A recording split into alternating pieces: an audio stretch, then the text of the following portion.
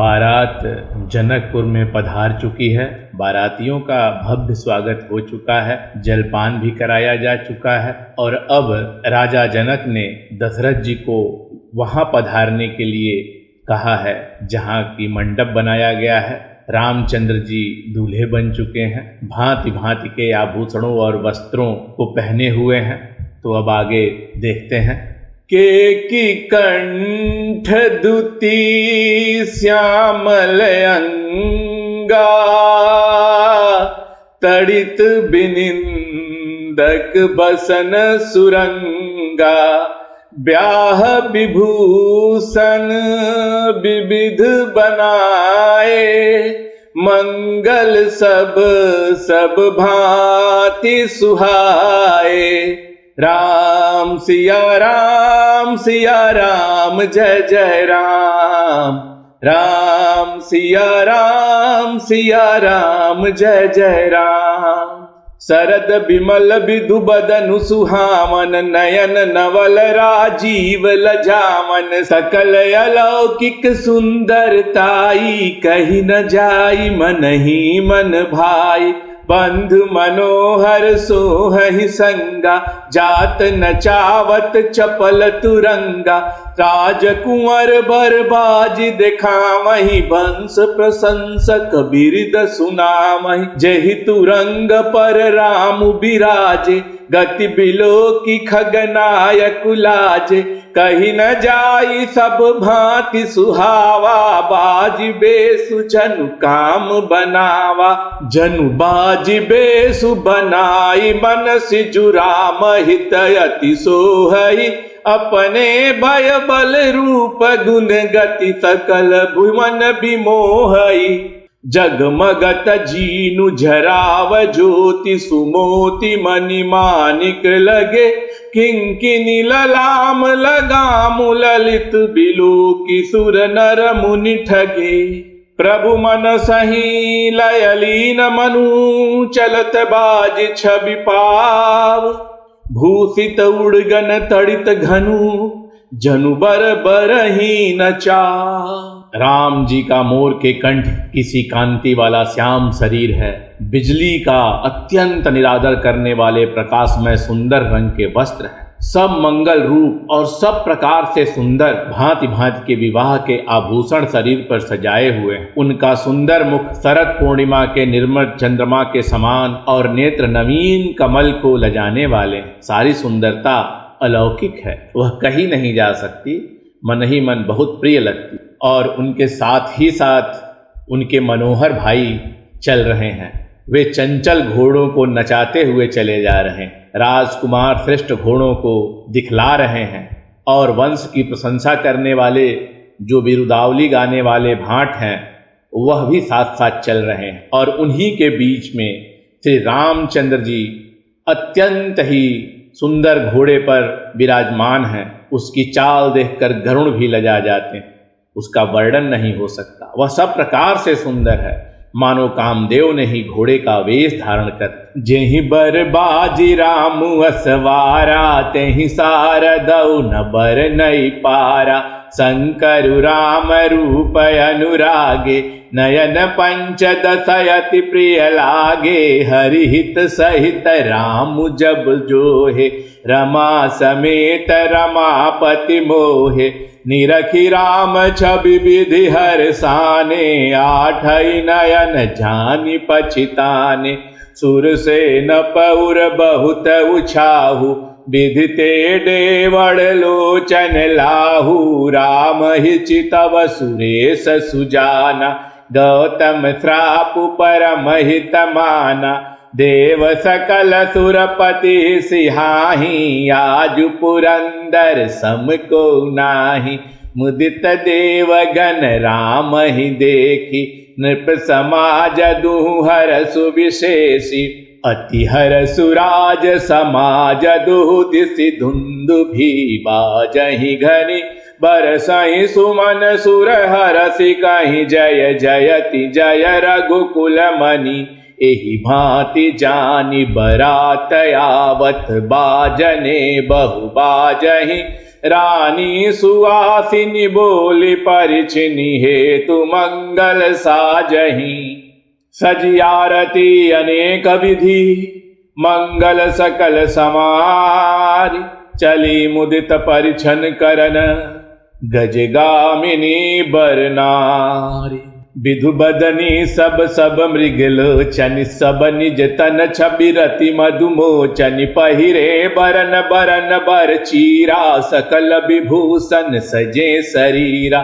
सकल सुमंगल अंग बनाए करहि गान कल कंठी लजाए। कंकन किंकिनी नूपुर बाजै चालि बिलोक काम गजला जय। बाजहि बाजने विविध प्रकारा नभयरु नगर सुमंगल चारा। सची शारदा रमा भवानी जे सुरति सुचि सहज सयानी। कपट नारी बर बेस बनाई मिली सकल रनिवास ही जाई। करहि गान कल मंगल बानी हरस बिबस सब काहू न जानी। को जान के ही आनंद बस सब ब्रह्म बर परिछन चली। कल गान मधुर निशान बर सही सुमन सुर शोभा भली। आनंद कंदु बिलोकि दूलहु सकल ही हर्षित भई।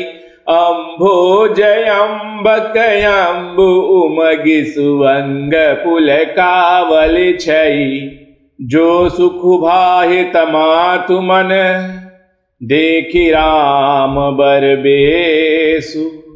सो न सकहि कहि कलप सत सहस शारदा सेसु।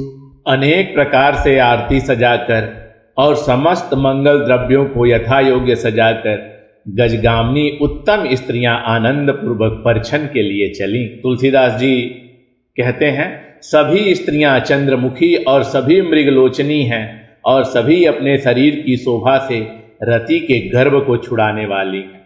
रंग रंग की सुंदर साड़ियां पहने हैं और शरीर पर सब आभूषण सजे हुए हैं।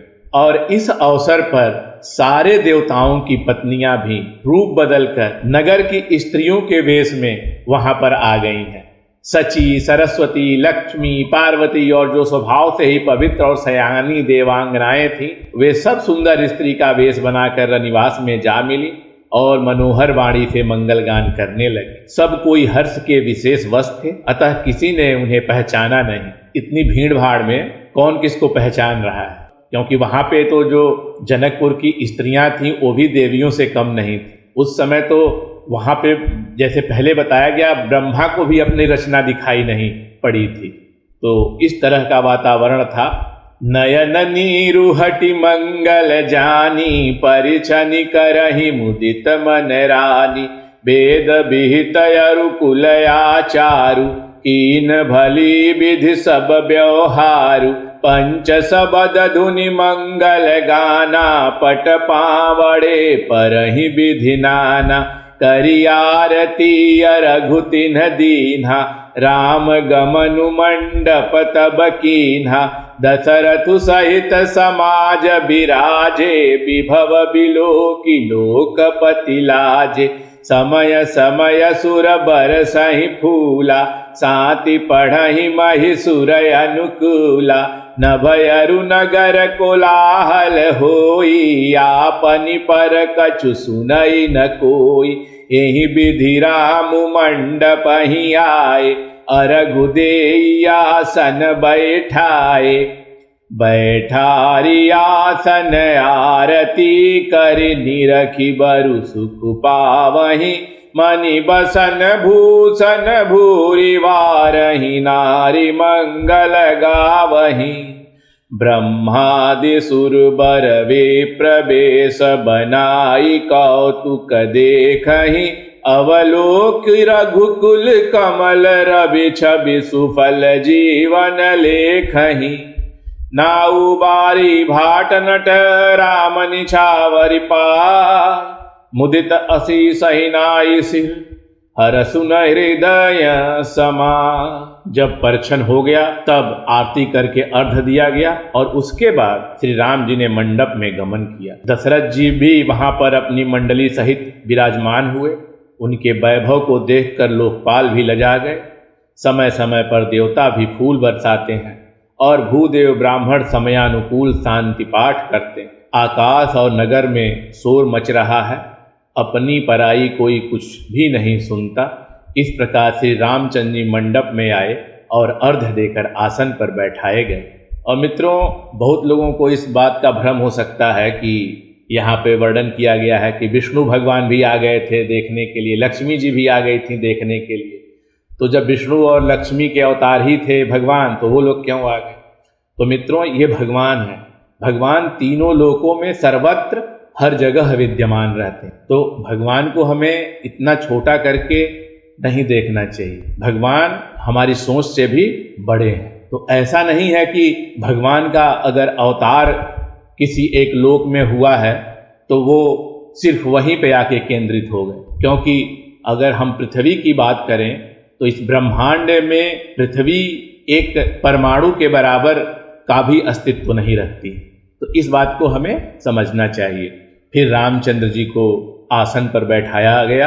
आरती करके दूल्हे को देखकर स्त्रियां सुख पा रही हैं और सारी स्त्रियां कोई फूल, कोई जो जिसके पास है वो निछावर कर रही हैं और मंगल गीत गा रहे हैं। जो ब्रह्मा आदि देवता हैं वो श्रेष्ठ ब्राह्मणों का वेश बनाकर कौतुक देख रहे हैं। वे रघुकुल रूपी कमल के प्रफुल्लित करने वाले सूर्य श्री रामचंद्र जी की छवि देखकर अपना जीवन सफल जान रहे हैं। मिले जनकु दशरथु अति प्रीति, करि वैदिक लौकिक सब रीति। मिलत महादो राज बिराजे, उपमा खोजी खोजी कबिलाजे। राम सिया राम जय जय राम। राम सिया राम जय जय राम। लही न कतहु हारी ही अमानी, इन सम एई उपमा उरयानी। सामध देखी देव अनुरागे, सुमन बरस जसु गावन लागे। जगु बिरंची उपजावा, जब ते देखे सुने ब्याह बहु तब ते। सकल भांति सम साजु समाजु, सम समधि देखे हम आजु। देव गिरा सुनि सुंदर साची, प्रीति अलौकिक दुहु दिसि माची। देत पावड़े अरघु सुहाए, सादर जनक मंडप हिलाए।